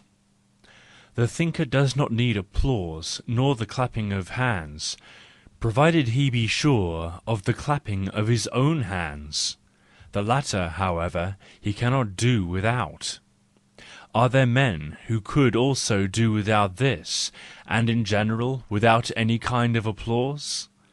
I doubt it, and even as regards the wisest, Tacitus, who is no calumniator of the wise, says, Quando etiam sapientibus gloriae cupido novissima exuita. That means with him, never. 331. Better deaf than deafened. Formerly a person wanted to have a calling, but that no longer suffices today, for the market has become too large. There has now to be a bawling. The consequence is that even good throats outcry each other, and the best wares are offered for sale with hoarse voices. Without marketplace bawling and hoarseness, there is now no longer any genius. It is, sure enough, an evil age for the thinker. He has to learn to find his stillness betwixt two noises, and has to pretend to be deaf, until he finally becomes so. As long as he has not learned this, he is in danger of perishing from impatience and headaches. 332. The evil hour. There has perhaps been an evil hour for every philosopher, in which he thought, "What do I matter, if people should not believe my poor arguments?" And then some malicious bird has flown past him and twittered, "What do you matter? What do you matter?"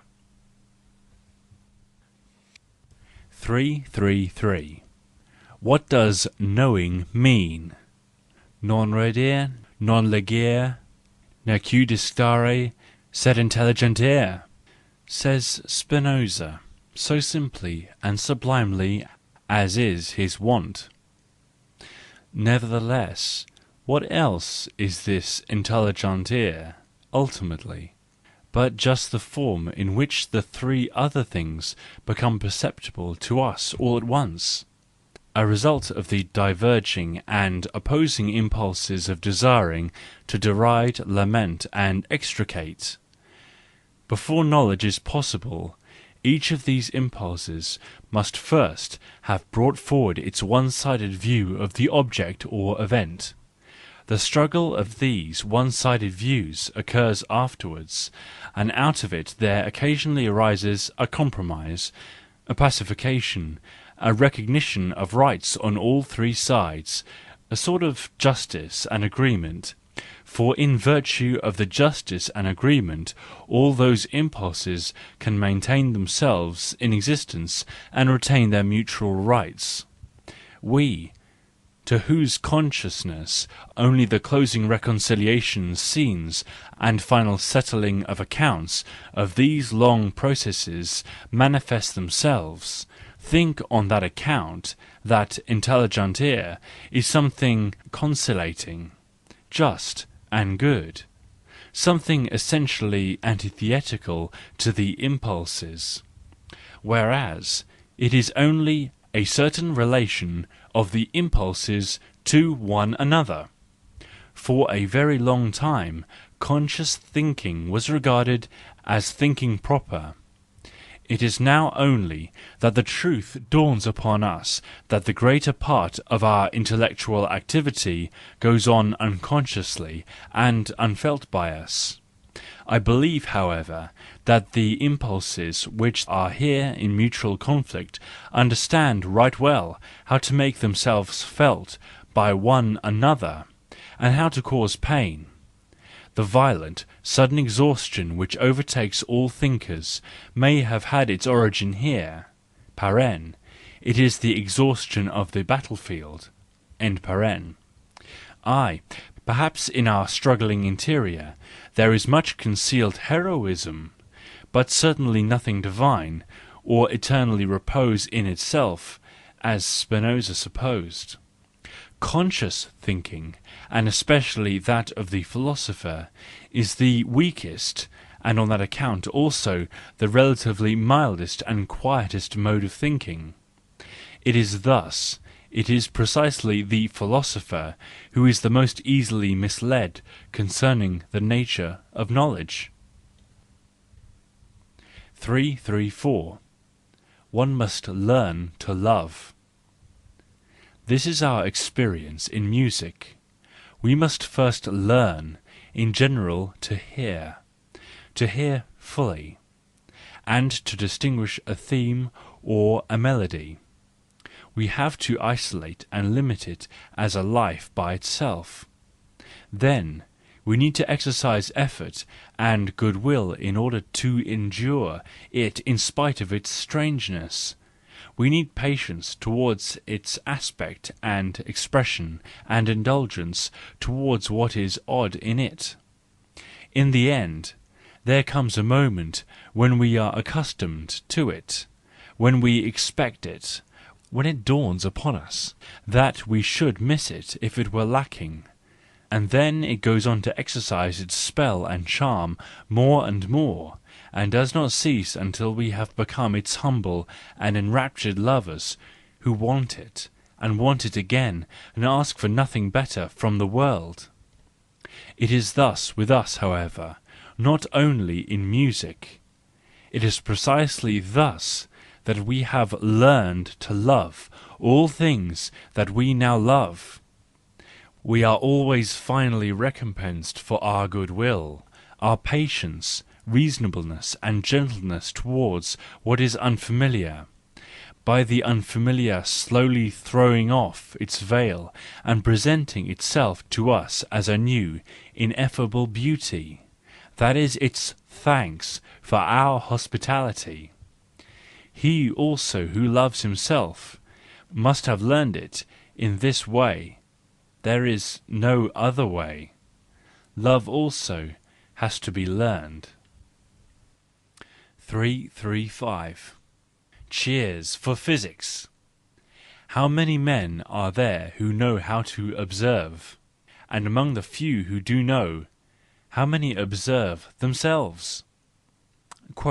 Everyone is furthest from himself, all the triers of the reins, know that to their discomfort, and the saying, know thyself, in the mouth of a god and spoken to man is almost a mockery. But that the case of self-observation is so desperate, as attested best of all by the manner in which almost everybody talks of the nature of a moral action, that prompt, willing, convinced, loquacious manner, with the look, the smile, and its pleasing eagerness. Everyone seems inclined to say to you, "Why, my dear sir, that is precisely my affair." You address yourself with your question to him who is authorized to answer.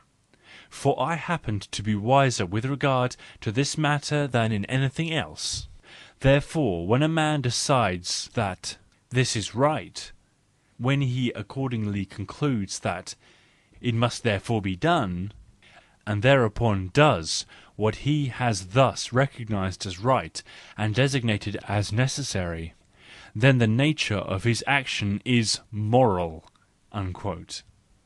But, my friend, you are talking to me about 3 actions instead of 1?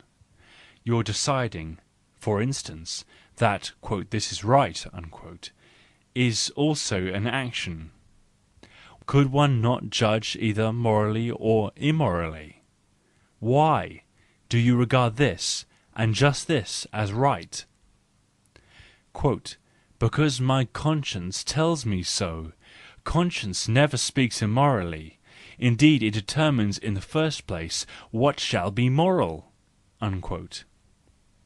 But why do you listen to the voice of your conscience? And in how far are you justified in regarding such a judgment as true and infallible? This belief, is there no further conscience for it? Do you know nothing of an intellectual conscience? A conscience behind your, quote, conscience, unquote? Your decision, quote, this is right, unquote, has a previous history in your impulses, your likes and dislikes, your experience and non-experiences. Quote, how has this originated? Unquote, you must ask. And afterwards the further question, quote, what really impels me to give ear to it? Unquote.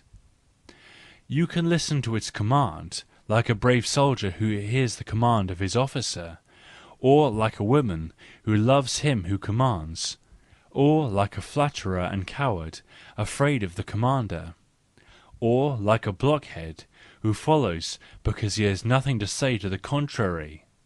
In short, you can give ear to your conscience in 100 different ways. But that you hear this or that judgment as the voice of conscience, consequently that you feel a thing to be right, may have its cause in the fact that you have never reflected about yourself, and have blindly accepted from your childhood what has been designated to you as right, or in the fact that hitherto bread and honours have fallen to your share with that which you have called your duty. It is, quote, right, unquote, to you, because it seems to be your, quote, condition of existence, unquote. Paren. That you, however, have a right to existence appears to you as irrefutable. End paren. The persistency of your moral judgment might still be just a proof of personal wretchedness or impersonality. Your, quote, moral force, unquote, might have its source in your obstinacy, or in your incapacity to perceive new ideals. And to be brief, if you had thought more acutely, observed more accurately, and have learned more, you would no longer under all circumstances call this or that your, quote, duty, unquote, and your, quote, conscience, unquote. The knowledge, how moral judgments have in general always originated, would make you tired of these pathetic words, as you have already grown tired of other pathetic words, for instance, quote, sin, unquote, quote, salvation, unquote, and, quote, redemption, unquote. And now, my friends, do not talk to me about the categorical imperative. That word tickles my ear, and I must laugh in spite of your presence and your seriousness. In this connection, I recollect old Kant, who, as punishment for having gained possession surreptitiously of the, quote, thing in itself, unquote, also a very ludicrous affair, was imposed upon by the categorical imperative, and with that in his heart strayed back again to, quote, God, unquote, the, quote, soul, unquote, quote, freedom, unquote, and, quote, immorality, unquote, like a fox which strays back to its cage. And it has been his strength and shrewdness which had broken open his cage. What? You admire the categorical imperative in you? This quote, persistency, unquote, of your so-called moral judgment, this absoluteness of the feeling that, quote, as I think on this matter, so must everyone think, unquote. Admire rather your selfishness therein, and the blindness, paltriness, and modesty of your selfishness. For it is selfishness in a person to regard his judgment as universal law, and as a blind, paltry, and modest selfishness besides, because it betrays that you have not yet discovered yourself, that you have not yet created for yourself any individual, quite individual ideal. For this could never be the ideal of another, to say nothing of all, of everyone. He who still thinks that, quote, each would have to act in this manner in this case, unquote, has not yet advanced half a dozen paces in self-knowledge. Otherwise, he would know that there neither are nor can be similar actions. Every action that has been done in an entirely unique and inimitable manner, and that it will be the same with regard to all future actions, that all precepts of conduct, and even the most esoteric and subtle precepts of all moralities up to the present, apply only to this coarse exterior. That by means of them, indeed, a semblance of equality can be attained, but only a semblance.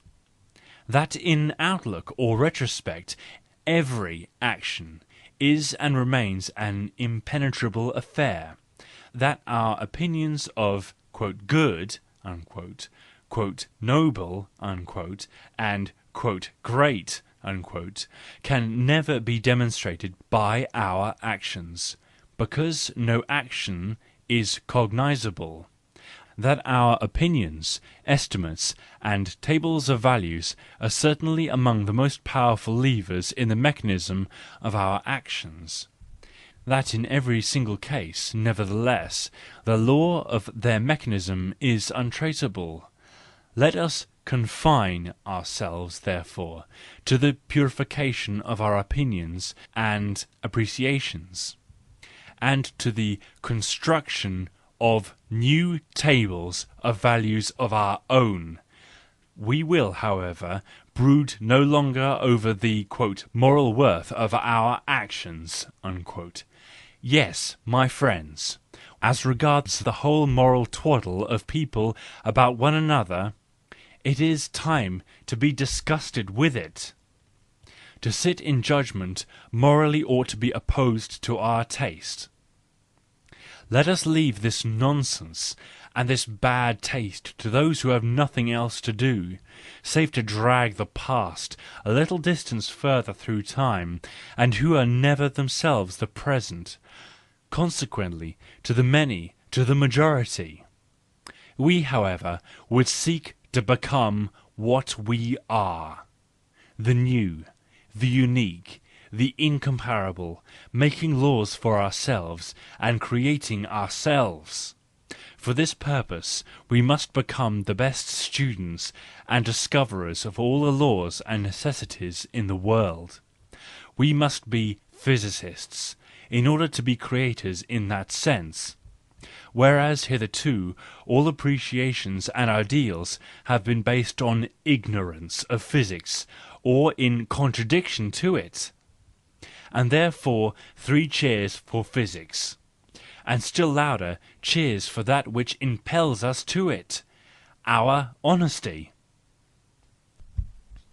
336. Avarice of Nature.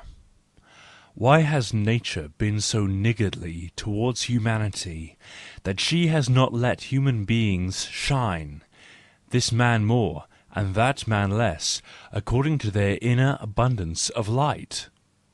Why have not great men such a fine visibility in their rising and setting as the sun? how much less equivocal would life among men then be! 337. Future, humanity. When I look at this age with the eye of a distant future, I find nothing so remarkable in the man of the present day as his peculiar virtue and sickness called "the historical sense." It is a tendency to something quite new and foreign in history. If this embryo were given several centuries and more, there might finally evolve out of it a marvellous plant, with a fine smell equally marvellous, on account of which our old earth might be more pleasant to live in than it has been hitherto. We moderns are just beginning to form the chain of a very powerful future sentiment, link by link. We hardly know what we are doing. It almost seems to us as if it were not the question of a new sentiment, but of the decline of all old sentiments. The historical sense is still something so poor and cold, and many are attacked by it as a frost, and are made poorer and colder by it. To others it appears as an indication of stealthy approaching age, and our planet is regarded by them as a melancholy invalid, who, in order to forget his present condition, writes the history of his youth. In fact, this is one aspect of the new sentiment. He who knows how to regard the history of man in its entirety as his own history feels the immense generalisation of all the grief of the invalid who thinks of health, of the old man who thinks of the dream of his youth, of the lover who is robbed of his beloved, of the martyr whose ideal is destroyed, of the hero on the evening of the indecisive battle which has brought him wounds and the loss of a friend. But to bear this immense sum of grief of all kinds, to be able to bear it, and yet still be the hero who at the commencement of a second day of battle greets the dawn and his happiness as one who has a horizon of centuries before and behind him, as the heir of all nobility, of all past intellect, and the obligatory heir (as the noblest) of all the old nobles, while at the same time the first of a new nobility, the equal of which has never been seen nor even dreamed of, to take all this upon his soul, the oldest, the newest, the losses, hopes, conquests, the victories of mankind, to have all this at last in one soul, and to comprise it in one feeling.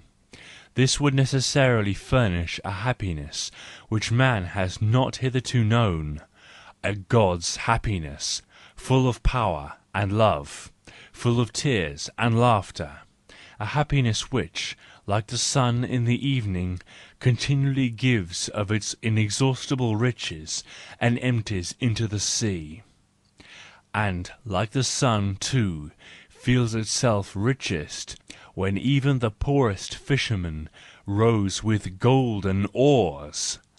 This divine feeling might then be called humanity. 338. The will to suffering and the compassionate. Is it to your advantage to be above all compassionate? And is it to the advantage of the sufferers when you are so?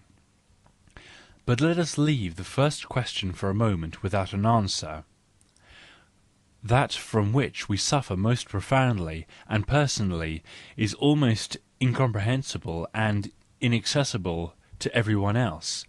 In this matter we are hidden from our neighbour, even when he eats at the same table with us. Everywhere, however, where we are noticed as sufferers, our suffering is interpreted in a shallow way. It belongs to the nature of the emotion of pity to divest unfamiliar suffering of its properly personal character.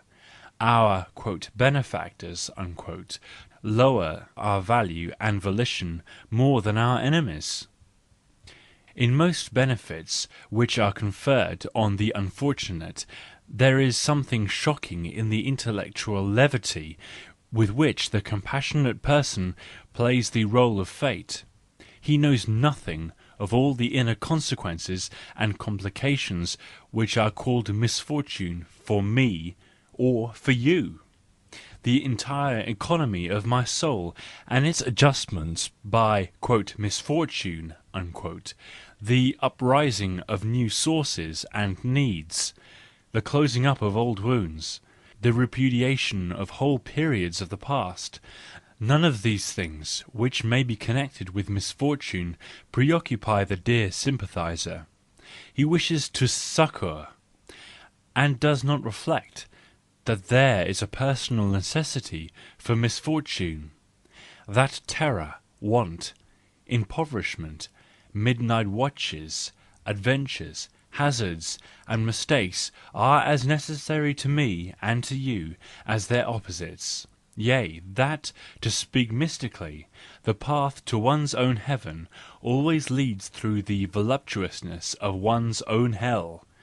No, he knows nothing thereof. The "religion of compassion" (paren), or "the heart" bids him help, and he thinks that he has helped best when he has helped most speedily. If your adherents of this religion actually had the same sentiment towards yourselves which you have towards your fellows, if you are unwilling to endure your own suffering even for an hour, and continually forestall all possible misfortune, if you regard suffering and pain generally as evil, detestable, and deserving of annihilation, and as blots on existence, well, you have then, besides your religion of compassion, yet another religion in your heart, (paren), and this is perhaps the mother of the former, the religion of smug ease. Ah, how little you know of the happiness of man, you comfortable and good-natured ones! For happiness and misfortune are brother and sister and twins, who grow tall together, or, as with you, remain small together. But now let us return to the first question. How is it at all possible for a person to keep to his path? Some cry or other is continually calling one aside. Our eye then rarely lights on anything without it becoming necessary for us to leave for a moment our own affairs and rush to give assistance. I know there are hundreds of respectable and laudable methods for making me stray from my course, and in truth the most "moral" of methods. Indeed, the opinion of the present-day preachers of the morality of compassion goes so far as to imply that just this, and this alone, is moral. To stray from our course to that extent, and to run to the assistance of our neighbour. I am equally certain that I need only give myself over to the sight of one case of actual distress, and I too am lost. And if a suffering friend said to me, "See, I shall soon die, only promise to die with me," I might promise it, just as, to select for once bad examples for good reasons, the sight of a small mountain people struggling for freedom would bring me to the point of offering them my hand and my life. Indeed, there is even a secret seduction in all this awakening of compassion and calling for help. Our "own way" is a thing too hard and insistent, and too far removed from the love and gratitude of others. we escape from it and from our most personal conscience, not at all unwillingly, and seek security in the conscience of others.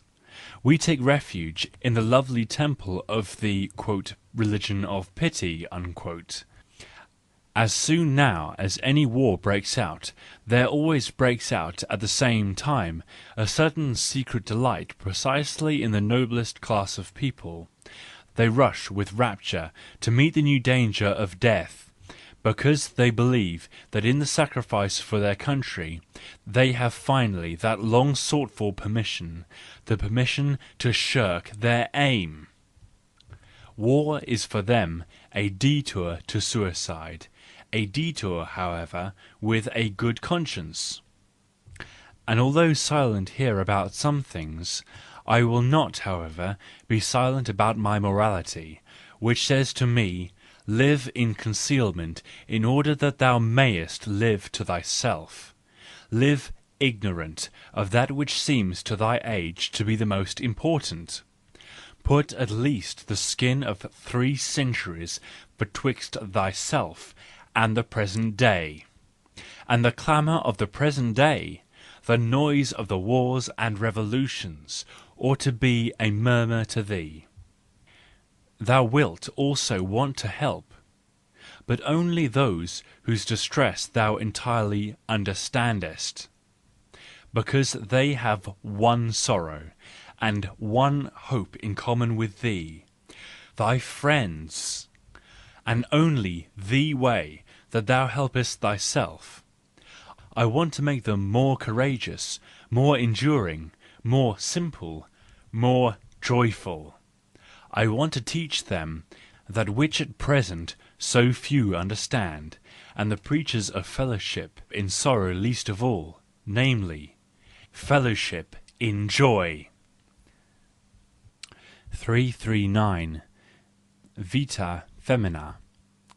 To see the ultimate beauties in a work, all knowledge and goodwill is not enough. It requires the rarest good chance for the veil of clouds to move for once from the summits, and for the sun to shine on them. We must not only stand at precisely the right place to see this, our very soul itself must have pulled away the veil from its heights, and must be in need of an external expression and simile, so as to have a support and remain master of itself. All these, however, are so rarely united at the same time, that I am inclined to believe that the highest summits of all that is good, be it work, deed, man, or nature, has hitherto remained for most people, and even for the best, as something concealed and shrouded. That, however, which unveils itself to us but once. The Greeks indeed prayed, "twice and thrice everything beautiful." Ah, they had their good reason to call on the gods, for ungodly actuality does not furnish us with the beautiful at all, or only does so once. I mean to say that the world is overfull of beautiful things, but it is nevertheless poor, very poor, in beautiful moments, and in the unveiling of those beautiful things.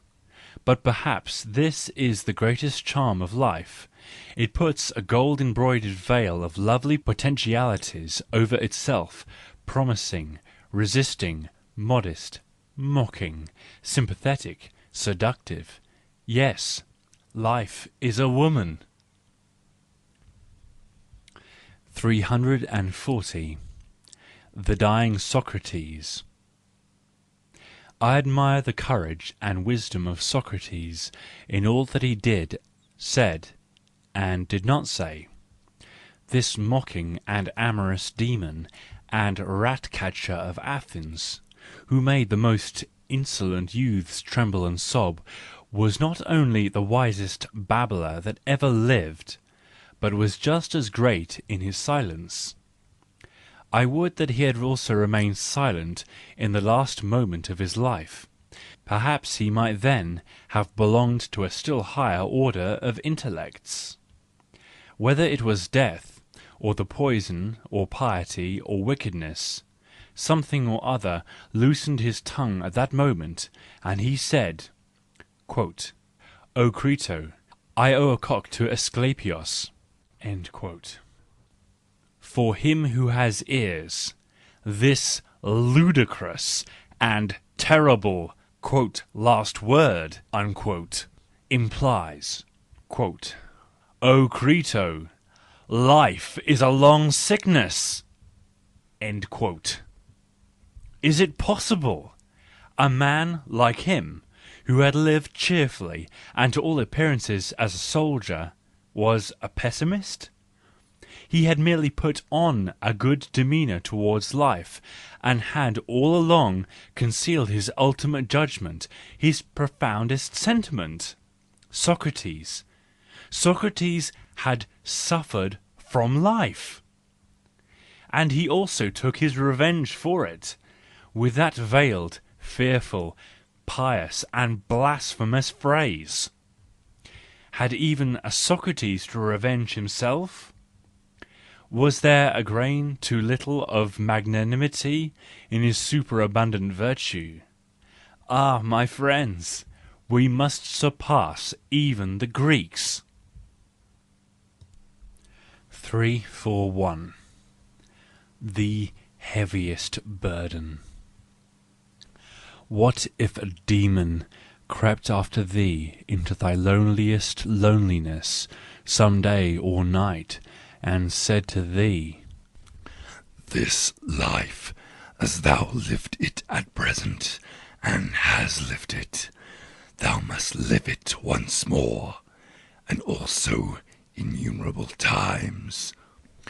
There will be nothing new in it, but every pain, and every joy, and every thought, and every sigh, and all the unspeakably small and great in thy life must come to thee again, and all in the same series and sequence. And similarly, this spider, and this moonlight among the trees, and similarly this moment, and I myself, the eternal sunglass of existence, will ever be turned once more, and thou with it, thou speck of dust.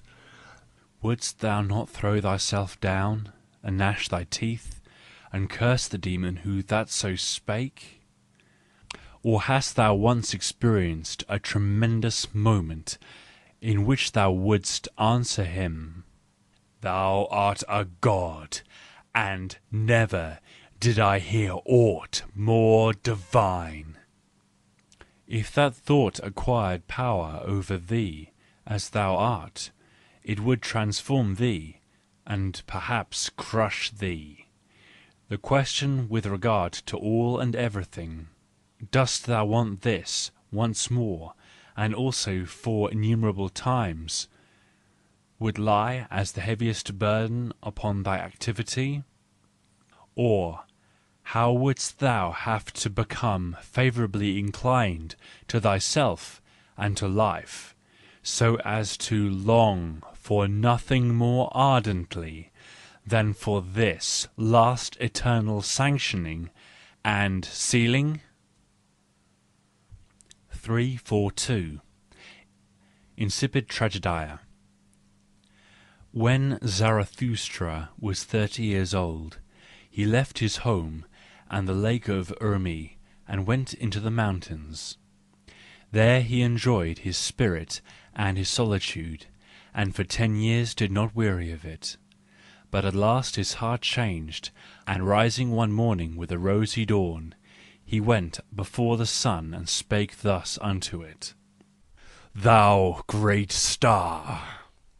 What would be thy happiness if thou had not those for whom thou shinest? For 10 years hast thou climbed hither unto my cave. thou wouldst have wearied of thy light and of thy journey, had it not been for me, mine eagle and my serpent. But we awaited thee every morning, and took from thee thy overflow, and blessed thee for it. Lo, I am weary of my wisdom, like the bee that has gathered too much honey. I need hands outstretched to take it. I would fain bestow and distribute, until the wise have once more become joyous in their folly, and the poor happy in their riches. Therefore must I descend into the deep, as thou doest in the evening, when thou goest behind the sea, and givest light also to the netherworld, thou most rich star. Like thee must I go down, as men say, to whom I shall descend. Bless me then, thou tranquil eye, that canst behold even the greatest happiness without envy. Bless the cup that is about to overflow, that the water may flow golden out of it, and carry everywhere the reflection of thy bliss. Lo, this cup is again going to empty itself, and Zarathustra is again going to be a man. Thus began Zarathustra's downgoing. End of Book 4th, Part 2.